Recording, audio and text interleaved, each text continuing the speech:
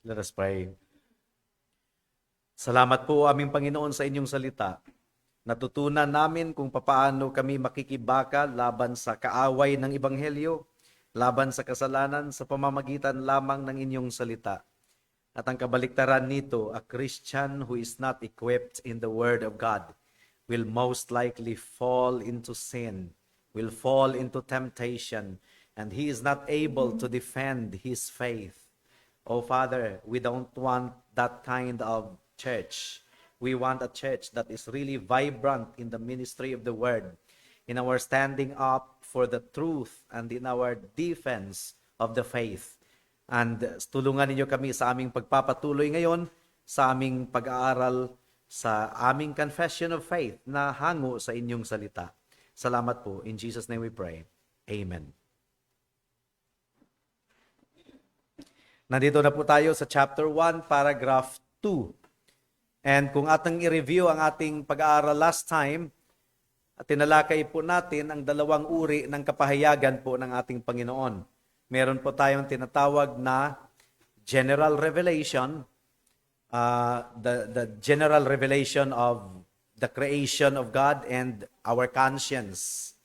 So ang general revelation ay enough upang i-render tayo na guilty in the sight of God and without excuse. But general revelation is not enough to give saving knowledge. Kaya ang Panginoon ay mabiyayang nagpahayag ng kaniyang sarili sa atin sa pamamagitan ng special revelation. Ang special revelation ay nahahati din sa dalawa, yung word and deed revelation. Sa parihong ang mga prophets and ultimately our Lord Jesus Christ ay nangaral personally, narinig yung word, and then yung deed, ginawa din nila ang mga gawa ng Diyos, lalong-lalo na sa ating Panginoong Hesukristo. But the question is, meron bang mga witnesses na nananatili ngayon? Meron ba tayong pwedeng matawagan or ma-email kung ano ba talaga ang nangyari? So, wala na. So, ang naiwan lang po sa atin ngayon ay ang inscripturated revelation. Yun po ang summary ng ating pag-aaral last Sunday. We need inscripturated revelation dahil kailangang ma-preserve ang kapahayagan ng Diyos mula sa korupsyon ni Satanas, mula sa mga kaaway ng Ebanghelyo at mula din sa ating tendency na makalimot at lumihis ng landas. Kaya, if we have the inscripturated revelation na ating mabalik-balikan, nakatitiyak po tayo na hindi po tayo maliligaw. Now, what are the identities of God's inscripturated revelation? What are the identities? Ano-ano ang mga ito? Yun ang ating focus sa paragraph 2. Ano-ano ang identities ng inscripturated revelation, God-breathed revelation na iniwan ng Diyos para sa iglesia. Now, bago pa po tayo magpatuloy, ay meron pong mga pinatigas na putik. Marami po, mga lump of clays, hardened lump of clays. At meron ding mga diamond na halo doon at mga ginto. Madaling i-identify, no? Madaling i-recognize ang ginto mula sa putik na pinatigas. Madaling i-recognize ang mga diamante mula sa putik na pinatigas. And if you are a treasure hunter, ay isi-select mo talaga yung ginto at diamond. Kahit yung putik na pinatigas ay mukhang totoo or mukhang totoo, pero alam mo talaga, mare-recognize po yan na hindi talaga yan diamante, hindi talaga yan ginto. Yun po ang nangyari sa tinatawag na canon. Ang canon, yun po yung measuring rod, no? That was how the early church distinguished the true inscripturated revelation of God from false books na kumakalat din at that time. Marami pong mga books, marami pong mga tinatawag nating pinatigas na putik, pero alin sa mga books na yon ang salita ng Diyos? Kuminang kasi eh. Ang diamante at ang ginto ay kuminang. Kaya ang early church, kahit yung mga Jewish people, at aralin po natin yan ngayon, talagang pinili nila ang diamante at ginto ng salita ng Diyos. Samantalang yung mga pinatigas na putik, ay nanatili po sila na piece of literature lang. Pero wala pong kinalaman sa kapahayagan ng Panginoon sa atin. Now, sa pag-identify po ng inscripturated revelation, in the Jewish canon, there are 22 books in the Old Testament. 22 kasi pinag-isa kasi ang Ezra ni Nehemiah eh. 'Di ba? Pinag-isa kasi eh. Yung 1 Kings, 2 Kings and Chronicles pinag-isa eh. So lumabas na 22 books in the Old Testament. Pero equivalent lang 'yon sa 39 Old Testament books na meron tayo. Kasi pinaghiwalay natin ang Ezra, Nehemiah, Esther, ano pa yung mga 1 Kings, 2 Kings, pinaghiwalay na eh. Sa Jewish canon, pinagdugtong yung mga yon kaya 22 lang. Pero equivalent talaga yan siya sa 39 books of the Old Testament. Sa New Testament, abay hindi mahirap kasi abundant kasi ang mga evidences ng New Testament. Lahat ng mga evidences, 25,000 books ang na-identified sa New Testament. Evidences na nagpapatunay na yung 27 books ay yun talaga yung inscripturated revelation of God in the New Testament. Now, basahin po natin ang paragraph 2, no? Under the name of Holy Scripture or the Word of God written are now contained all the books of the Old and New Testament, which are these. Of the Old Testament, Genesis, Exodus, Leviticus, Numbers, Deuteronomy, Joshua, Judges, Ruth, 1 Samuel, 2 Samuel, 1 Kings, 2 Kings, 1 Chronicles, 2 Chronicles, Ezra, Nehemiah, Esther, Job, Psalms, Proverbs, Ecclesiastes, the Song of Solomon, Isaiah, Jeremiah, Lamentations, Ezekiel, Daniel, Hosea, Joel, Amos, Obadiah, Jonah, Micah, Nahum, Habakkuk, Zephaniah, Haggai, Zechariah, and Malakay. Now, nung bata pa kami, games, paligsahan yan sa church namin, na bibigyan po kami ng 66 strips of paper and we have to arrange it pabilisan from Genesis to Revelation. So, in that way, ang mga bata during our time ay napilitang i-memorize talaga yung 66 books. Collaborative effort. Kasi nga, kailangang ilatag sa sahig yung 66 books. Yun po yung mga games namin nung araw. Padamihan po ng memory verse. But little did I realize na part na pala yun ng training po natin to become really familiar with the Bible. Kasi nung bata pa talaga ay padamihan talaga ng memory verse ang paligsahan sa amin. At may mga premyo ng mga school supplies. Kaya naiengganyo din kami na mag-memorize ng kadami-daming memory verse. And it's not exaggerated. Hindi lang ako we memorized Bible verses by the hundreds during that time. Of the New Testament, Matthew, Mark, Luke, John, the Acts of the Apostles, Paul's epistle to the Romans, 1 Corinthians, 2 Corinthians, Galatians, Ephesians, Philippians, Colossians, 1 Thessalonians, 2 Thessalonians, 1 Timothy, 2 Timothy, Titus, Philemon, the epistle to the Hebrews, epistle of James, the first and second epistles of Peter, the first, second, and third epistles of John, the epistle of Jude, the Revelations, all of which are given by the inspiration of God to be the rule of faith and life. Now, paragraph 3, mag-proceed po tayo sa paragraph 3. Madali lang kasi ang paragraph 2, that's identification of the inscripturated revelation.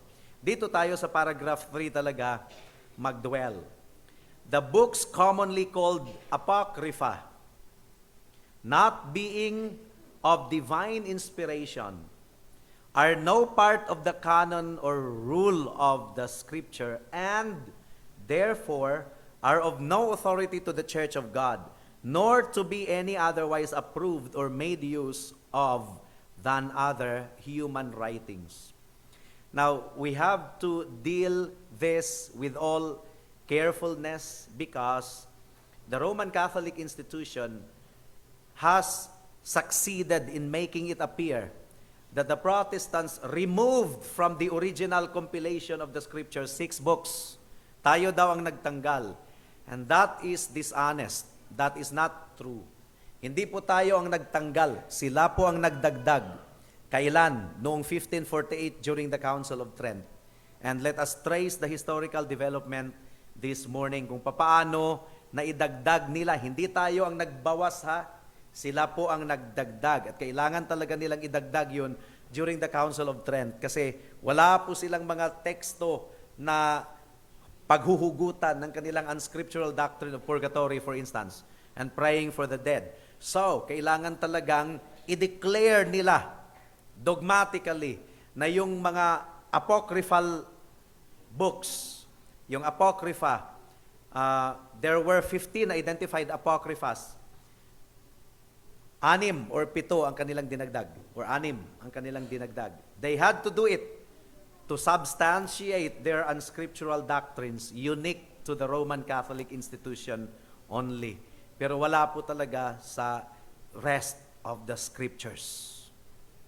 So the basic thrust of this section is to say na mahalaga po na i-identify po natin ang exact books na God-breathed sa pamamagitan ng instrument, mga criteria. Ito na po yung tinatawag na canon. Ang ibig sabihin ng canon, yun yung measuring rod. To identify the books who compiled the Scriptures. Who composed the canon? Hindi po ang Rome, hindi po ang Vatican. Another arrogant claim na ginagawa nila. Ang nag-compile po ng canons ay mga early Christians. Mostly Eastern Christians. Ang Rome kasi West eh. Mostly Eastern Christians. Yung canon na, yung kinumpile ng Bishop of Rome, later na yon. Pero bago pa nag-release ang Rome ng kaniyang sariling lista, na hindi, na wala naman yung ibang mga apokrypha doon, bago pa siya nag-release ng kaniyang sariling lista, meron na pong general consensus ang mga Christians na ito yung scripture, ito yung hindi scripture. So that is really very arrogant to say that the Roman Catholic institution gave us the Bible. God gave us the Bible. The Christians just recognized which was scripture and which was not. But those efforts were not done by a singular institution or body. They were general consensus talaga. Kumbaga, sabay-sabay by popular knowledge yung pag-recognize ng church hanggang sa ginawang formal ng mga church bodies, ng mga councils. Ginawang formal. Pero bago pa ginawang formal ng mga council na ito yung scripture, ito yung hindi, meron na pong general consensus. Kailangan lang gawing formal sa pamamagitan ng mga councils na yon, church council. And the Roman Catholic institution also had their own, kumbaga, formalization. Pero wala pa yung apocrypha na 6. Wala pa. Kung titingnan natin yung original list nila, wala pa. Nagiging kompleto na ang kanilang items noong 1548 na. So that is really not true. Tapos pinapalabas nila na yun daw talaga yung original, finormalize lang noong 1548. Oh, so why did it take them more than 1,500 years to formalize everything? Di ba? Yun na daw talaga yung general consensus. That's not true. Pag-aralan po natin ngayon. Finormalize lang noong 1548. Very dishonest. The fact that it took them more than 1,500 years to formalize it is already telling. Bakit 1,500 years? 1548 yun. Nakapunta na si Magellan dito sa Pilipinas. Dahil meron pong Protestant Reformation na nangyari at na-expose po ang kanilang maling katuruan, kailangan po nilang i-counter yun. Council of Trent was a counter-reformation council. At ang batayan ng kanilang unscriptural doctrine, kailangan nilang maghanap ng scripture. Kaya dineclare nila as scripture authoritative yung 6 na apocrypha. So meron pong dalawang bahagi ang ating pag-aaral sa umagang ito. Overview of the apocrypha. Tingnan po natin ang overview. At pangalawa, reasons for rejecting the apocrypha. Dumako tayo sa unang punto. Overview of the apocrypha. Itong mga paragraph na ito, paragraphs 2 and 3, dinirect talaga ito sa Roman Catholic institution. Dahil in-include nila ang certain class of books na tinatawag na apocrypha sa kanilang canon of scriptures.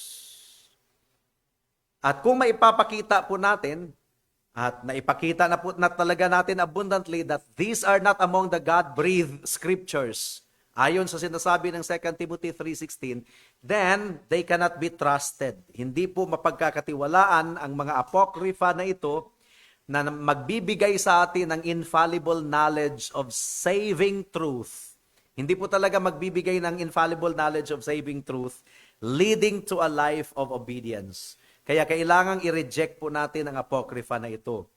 Iilang tradisyon katulad ng Roman Catholic institution and Eastern Orthodox institution, for example, ay ini-include nila ang additional books ng kanilang Old Testament. Pero si Jesus at ang ibang mga Hudyo ay hindi talaga tinanggap ang apocrypha bilang inspired part of the canon. Sila mismo, nilagay po nila ang apocrypha na mga aklat in a different category. Hiwalay po sa recognized Hebrew scriptures. At ang pinaka-credible talaga nito ay si Flavius Josephus, na almost contemporary ng ating Panginoong Hesukristo. Siya talaga ang nagsabi na 22 books lang ang Old Testament. 22, pero equivalent yan sa 39 books natin. Kasi nga, pinag-combine yung mga Kings and Proverbs. That makes it 22. Ang ibig pong sabihin ng Apocrypha ay hidden, tinago. The Apocrypha refers to the 15 books. 14 na yon ay liham ni Jeremias sa pamamagitan ni Baruch daw. Pero kailan naisulat yung liham na yon? It was discovered that they were written between the years 300 BC and 100 BC. Matagal nang patay si Jeremiah. Except Esdras na naisulat around 100 AD. Na mas lalong matagal nang patay si Jeremiah, 100 AD. Tapos, sinama nila sa canon. Kaya bagsak sa dateline, bagsak talaga. 11 of these 14 books are considered holy scripture by the Roman Catholic institution. When added to the Old Testament, they constitute only 7 extra books kasi pinag-combine. 14. Yung 11 ang sinama, so kinumbine, kaya naging 6 na lang na extra books or 7. Because the others are attached to existing books. The Apocrypha is about the size of the New Testament. Ang Apocrypha, kasing kapal ng Bagong Tipan. Now, ang Apocrypha at saka Apocryphal, magkaiba po yun. Ang Apocryphal, kasama na po yung Apocrypha noon, pero tumutukoy din yon sa mga peking libro ng New Testament, katulad ng Gospel of Thomas, Gospel of Enoch. So yung lahat na yon, Apocryphal. Merong L, adjective siya. Yung Apocrypha, tumutukoy lang talaga yon sa mga Old Testament books na dinagdag ng Roman Catholic institution sa kanilang canon.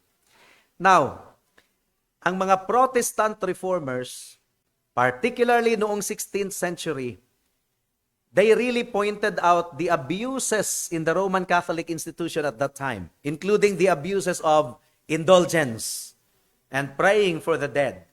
Yung mga binabayaran ng pera ang kaligtasan. So mula noong 1545 hanggang sa 1563, how many years were those? 1545 hanggang sa 1563, 18 years ba yon? 18? 1545, 1563, 18? Yun po yung Council of Trent. 8 taon na ginawa yung Council of Trent. Talagang pinag-aralan nila kung paano idepensa ang Roman Catholic faith. dahil laganap na ang mga Protestants at that time.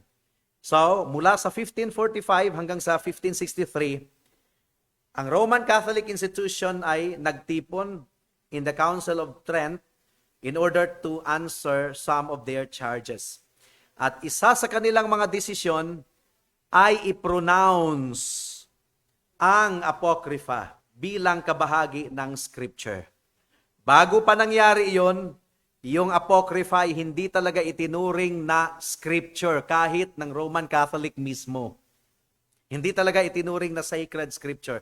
Pero ngayon, dineclare nila na that has always been the case.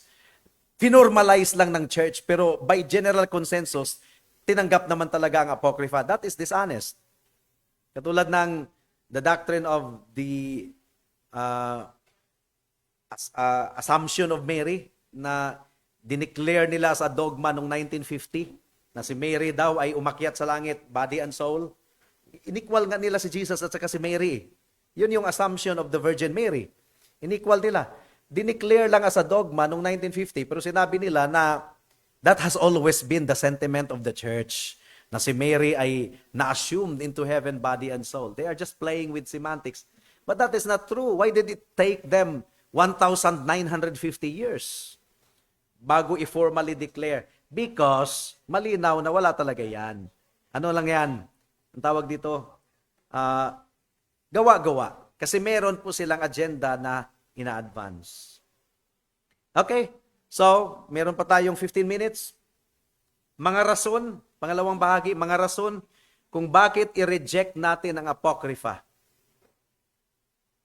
Una is no claim. Walang Apocrypha na libro na naglalaman ng thus says the Lord. Yung authoritative talaga na thus says the Lord, walang ganon. Hindi katulad nung 39 books of the Old Testament na meron talagang thus says the Lord. Meron talagang instinct authority, instinct claim ng autoridad ng Panginoon. Apocrypha, walang ganon. Wala pong authority. Yun ang primary reason for rejecting the Apocrypha as scripture is that there is no claim within the books that they are inspired by God. Walang hint. This is in contrast to the canonical scriptures which claim to record the revelation of God. Thus says the Lord. It carries with authority. Walang ganon sa Apocrypha. Pangalawang rason, hindi talaga sinight ni Jesus at ng mga apostles ang Apocrypha as authoritative na sinasabing, what does the scripture say? Look at the scriptures. Hindi po sinight ang Apocrypha bilang scripture ng mga apostles. Though the New Testament cites directly or alludes to almost every book of the Old Testament as scripture, it never cites the Apocrypha as being God's Word. Kung ang Apocrypha ay kinonsider pa as scripture ng mga tao na nag-exist noong first century, we would certainly expect them to refer to it in some way. Pero wala talagang wala talagang sinasabi na this is what the scripture says and then quoting from the Apocrypha. Hindi katulad kay Matthew, for example, this is in fulfillment with what Jeremiah prophesied. Ginagano ng Matthew Ang Apocrypha walang ganon. Totoo na merong allusion to Apocrypha sa Jude, chapter 1, verse 4. Isang chapter lang naman ang Jude. Jude, verse 14 rather. Bago mag-Revelation, Jude. Okay? Jude, verse 14. Galing ito sa Apocrypha Galing ito sa Apocrypha, pero ang pagka-cite ba ni Jude nito ay authoritative scripture? Or parang illustration lang? Parang katulad ng preacher na magsa-cite ng alamat ng langgam at tipaklong. Di ba? I-quote natin sa ating teaching ang langgam at tipaklong, pero hindi yan scripture. That's only an allusion, a teaching device. Di ba? Kinote nga ni Pablo yung baptism of the dead. That's not our doctrine na ibabaptize natin ang dead. Yung mga Mormons, nagbabaptize sila ng dead.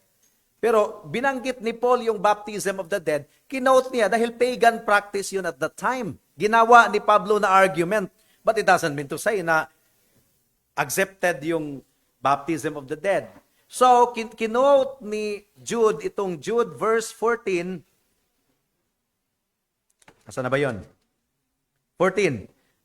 At sa mga ito rin naman si Enoch na ikapitong salinlahi mula kay Adan ay nagpahayag na sinasabi, narito dumating ang Panginoon na kasama ang kaniyang laksa-laksang mga banal. So, language ito ng Apocrypha, but this is not cited as authoritative scripture. Kinuot lang as an illustrative device. O, katulad nitong Hebrews 11:35. Hebrews 11:35. Apparently, language din ito ng Apocrypha. But it's not quoted as scripture. Na yung sinasabing, this is what the scripture says. Or this is what the Lord says. Walang ganun. Hebrews 11:35. Tinanggap ng mga babae ang kanilang mga patay sa pamamagitan ng pagkabuhay na muli.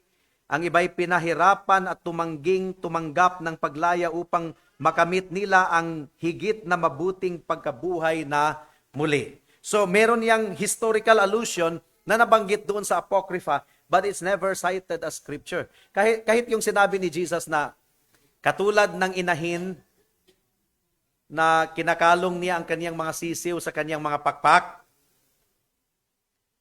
language din yun ng Apocrypha. Pero that's a common illustration. Hello? Di ba? Walang inspiration yan. Yung katulad ng inahin na gumagano ng kanyang pakpak para sa kanyang mga it's not, it's a common illustration na kahit yung mga ancient books ay nagbabanggit din ng inahin na kinakalong yung kanyang mga sisiw. So, it's not scripture. Wala talaga, walang cited evidence. Si Pablo nga nag-quote ng mga poets, mga ancient poets in order to make a point. So this demonstrates that the New Testament writers were familiar with the Apocrypha but did not consider them to be upon the same level as Old Testament scriptures. Pangatlong rason kung bakit i-reject natin ang Apocrypha is that hindi ito tinanggap ng mga Hudiyo. Ang mga Hudiyo, hindi talaga itinuring nila na scripture ang Apocrypha. Kabaliktaran, tumanggi talaga ang mga Hudiyo na tanggapin ito bilang kasulatan. Yung Jewish writer na ang pangalan ay si Flavius Josephus, sinabi talaga niya na 22 lang ang books to be inspired by God. It's the language of Josephus, the Jewish writer. The books of the Apocrypha were not among the 22 books na binanggit ni Josephus. And credible si Josephus na secular writer. Almost contemporary siya ni Jesus Christ. And then pang-apat na rason, ang Apocrypha, wala talaga yan sa mga naunang lista ng banal na kasulatan ng first century Christianity. It's not on early lists. In the early years of the church, it drew up various lists of the books it considered to be scripture. The books of the Apocrypha do not appear on any list until the 4th century. Kailan nag-appear ang Apocrypha sa mga talaan ng mga aklat daw? Noong 4th century na. So nakita natin yung spiritual decline, no? Pero sa early list ng 1st century, hindi talaga kasama ang Apocrypha sa lista ng itinuturing na kasulatan. Sumulpot lang yung mga Apocrypha in the 4th century. Panglimang rason, maraming Roman Catholic scholars ang hindi tumanggap sa Apocrypha.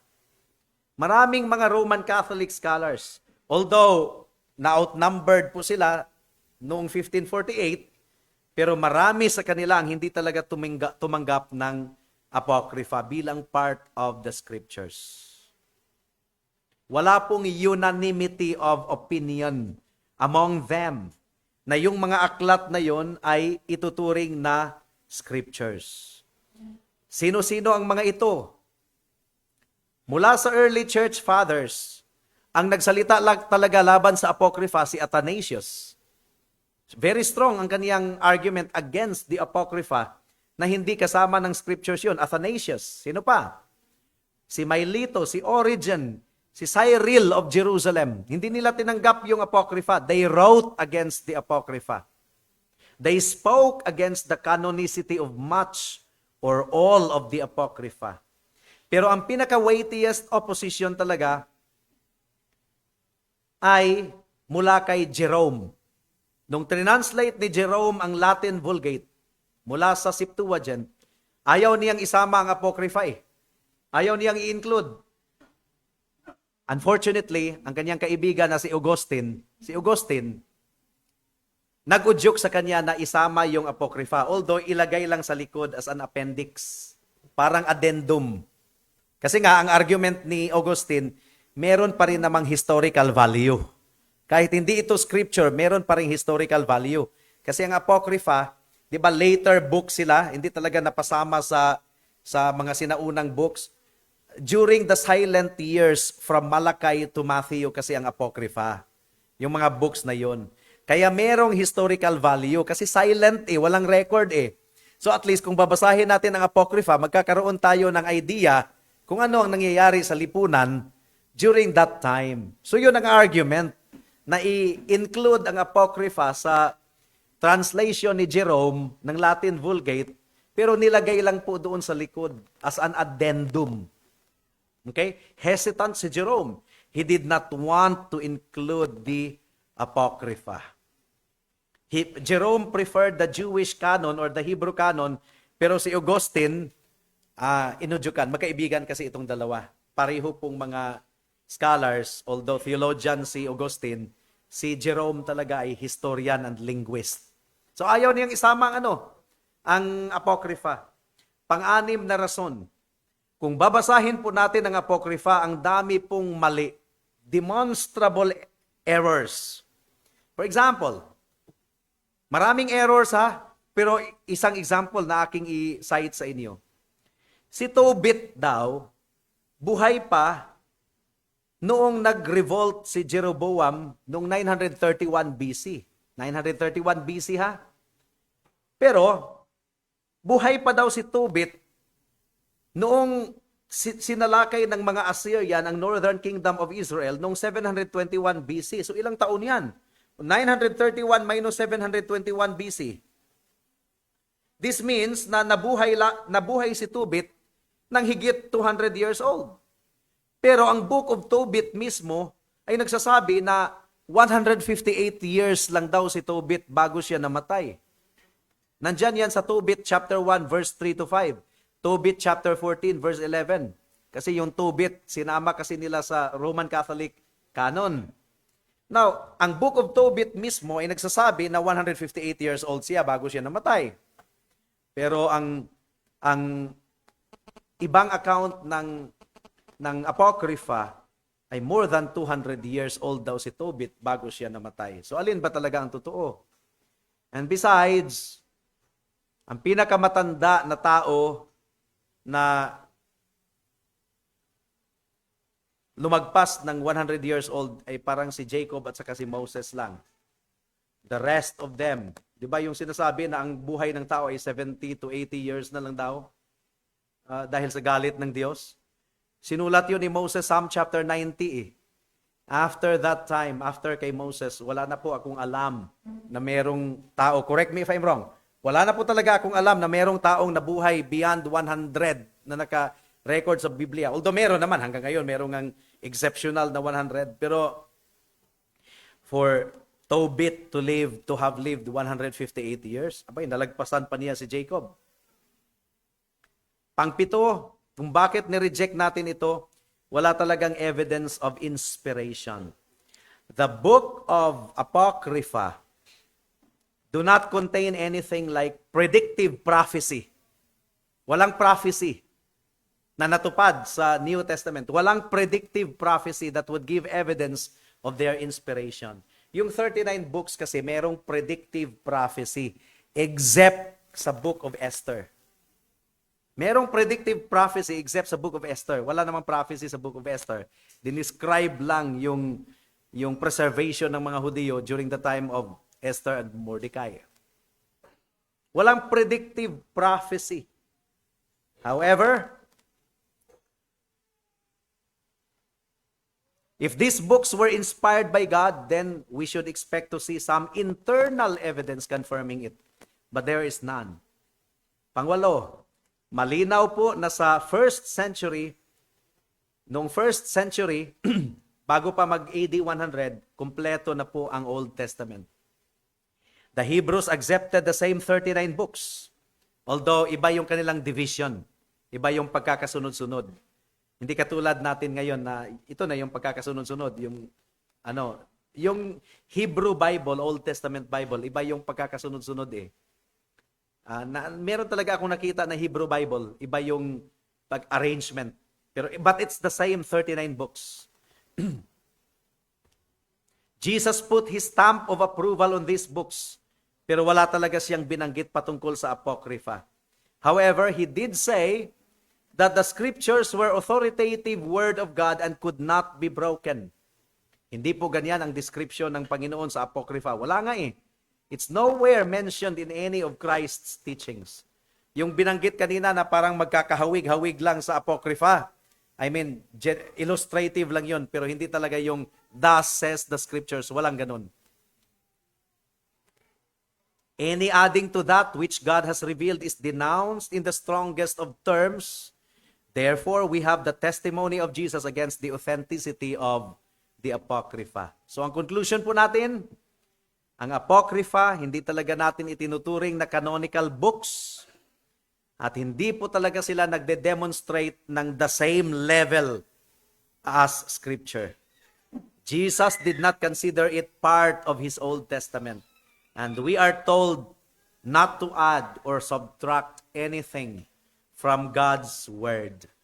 So historically, hindi po talaga totoo na ang Roman Catholic institution ang pinakaunang nag-compile ng canon. That's very dishonest. 4th century lang yun nangyari, 300 plus AD.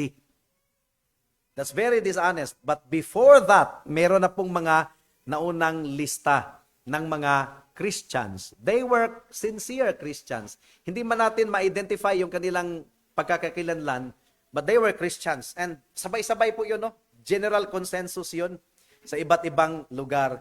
And most of them were Eastern Christians. Hindi po Western. Pumasok lang sa eksena ang Roman Catholic institution noong 4th century. The Roman pride. Pero hindi talaga. Hindi talaga sila ang nagbigay sa atin ng Bible. That is a very arrogant claim. God gave us the Bible. The church, composed of believers in that period, they recognized the scriptures. So, as a recap po mga kapatid, the Jews uniformly rejected the Old Testament Apocrypha at itinuring talaga nila na uncanonical. Early Christians, early church fathers really spoke vehemently against the Apocrypha. The manuscripts of the Greek version of the Old Testament, yung tinatawag na Septuagint, in-include ang Apocrypha pero as an addendum. Yun ang pinagbatayan ni Augustine ng kanyang argument. Isama mo na lang yan, Jerome. Kasi anyway, sinama naman sa Septuagint eh. Addendum nga lang. Kasi magkakaroon tayo ng historical clue kung anong nangyari during the silent years. As the Latin Bible was translated from the Greek Bible, so they made their way into Jerome's Latin Vulgate translation, although with so much hesitation on the part of Jerome. Now, during the Council of Carthage, 397 AD, nirecognize ang Apocrypha as, ito yung term suitable reading. During the Council of Carthage, 397 AD, nirecognize officially as suitable reading. Maaring basahin, magandang basahin. So, the same argument pa rin, pero hindi talaga itinuring na scripture. Itinuring lang yan na scripture dogmatically ng Roman Catholic institution noong 1548 during the Council of Trent. Yun talaga yung totoong nangyari. During the Council of Trent lamang, the Roman Catholic institution recognized the majority of the apocryphal books as having unqualified canonical status.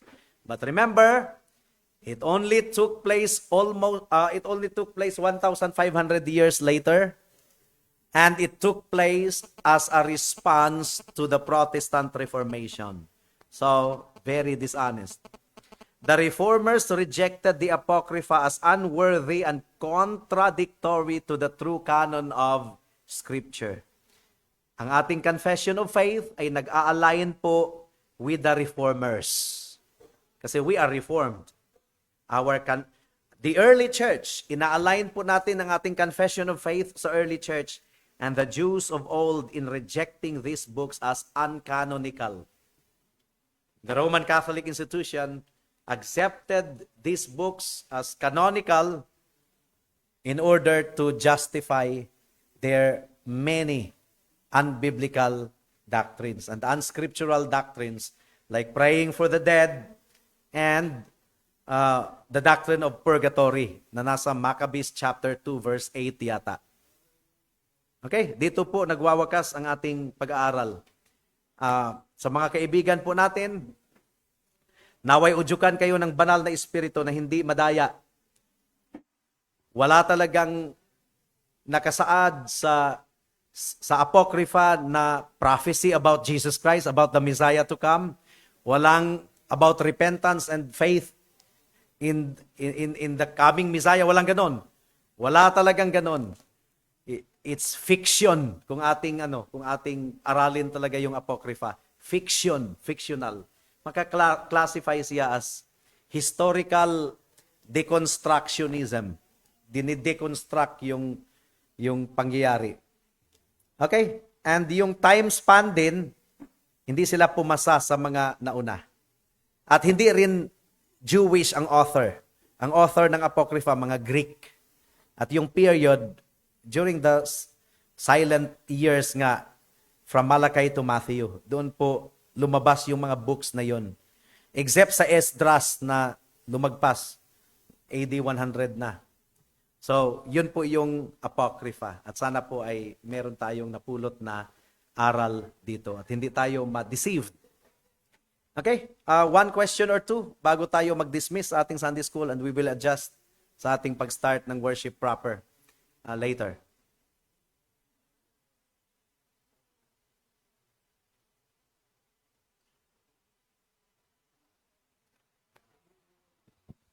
Good morning po, Pastor. May question po ako. How about po sa mga Gnostic Gospels? Do we treat them like ba the Apocryphas? And does it have historical value din po ba? Kabilang sila sa pangkalahatang apocryphal. Yung L, yung ending. Adjective yun. Ang Apocrypha, yung sa Old Testament lang yun. Pero yung apocryphal, yung pangkalahatan, kasama na po yung mga Gospel of Barnabas, mga Gospel of Enoch, mga Gospel of Thomas. Ayun na yun. Kasama na yun. They are part of the overall apocryphal books na nire-reject talaga at hindi talaga part of the canon of the scriptures. Deacon Lorenzo? Di ba, Pastor, tinatawag ng mga Catholics, Roman Catholics, yung Apocrypha. Parang para sa kanila, hindi nila ginagamit yung word na yun. Pan-derogatory sa kanila, hindi ba?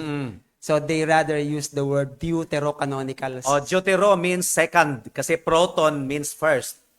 Proto-canonical, yung 39 daw. So deuterocanonical, second canon. Mga terminal. So ang question ko po, Pastor, is it a point of our contention on our part na you yourself use the word deuterocanonical, meaning second canon. Second na siya. Ibig sabihin, wala siya in the first place. Wala talaga siya in the first place. Dinagdag lang talaga nila yan. Deuterocanonical. Kasi yung time period, very much later at hindi po mga Jewish ang mga writers. Sa New Testament canon, mahaba na. Kaya, bisitahin na lang ninyo ang CRSA kasi meron pong series doon on bibliology na nandun pa sa CRSA. So, kung paano po nabuo ang New Testament. Wala po tayong problema sa New Testament. Abundant po yung supply of evidence. Kaya, there's no question about it. Wala talaga. 27 books lang talaga. Except sa John and Revelations. Except sa doctrine of sa Book of Revelation na pinakamatagal na tinanggap ng canon. So pinagdedebatihan pa. Pero maliban pa diyan ay talagang ano na. Walang dispute masyado ang New Testament kasi very abundant yung evidence. Okay, hanggang dito lang po tayo and balik po tayo mga 10:15 at tayo po ay manalangin. O aming Panginoon, salamat po sa aming napag-aralan ngayong umagang ito na kahit parang historical lecture type pero naniniwala po kami na ang inyong mga kamay ang siyang kumilos upang ma-preserve ang inyong kapahayagan sa amin. In such a way na hindi kami maliligaw. At nawa po ay mas magsaliksik pa ang mga kapatirang ito nang hindi basta-bastang maniniwala sa mga historical claims na bogus. Tulungan ninyo kami, O Diyos, na tingnan namin ang katotohanan ng walang pandaraya at walang pag-aalinlangan.